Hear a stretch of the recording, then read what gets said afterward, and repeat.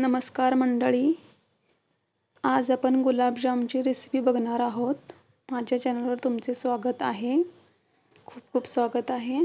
त्यासाठी मी एका भांड्यामध्ये 1 ग्लास पाणी घेतलेलं आहे.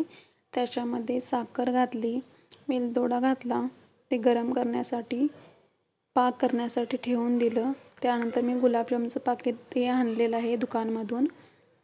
ते आता मी एका मोठ्या ताटामध्ये काढून घेतलं.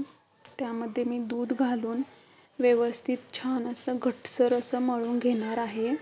अशा प्रकारे केलं तर गुलाबजाम खूप सॉफ्टी होतात. त्यानंतर मी त्याचे छान छान असे बारीक बारीक गोळे करून घेतले.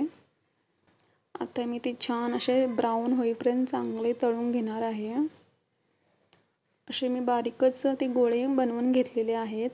त्यानंतर मी ते गरम तेल करून कडकडीत तेल करून त्यामध्ये मी अशा प्रकारे ब्राऊन होईपर्यंत चांगलं तळून घेतलं. त्यानंतर इकडं माझा पाक पण तयार झालेला आहे. त्याच्यामध्ये मी ते गॅस बंद करून त्याच्यामध्ये ते मी सोडून दिलं. तसंच रूम टेम्परेचरला अर्धा तास ठेवून दिलं. हे पहा तयार आहेत माझे गुलाबजामुन. चला तर मग सबस्क्राईब करा. थँक्यू.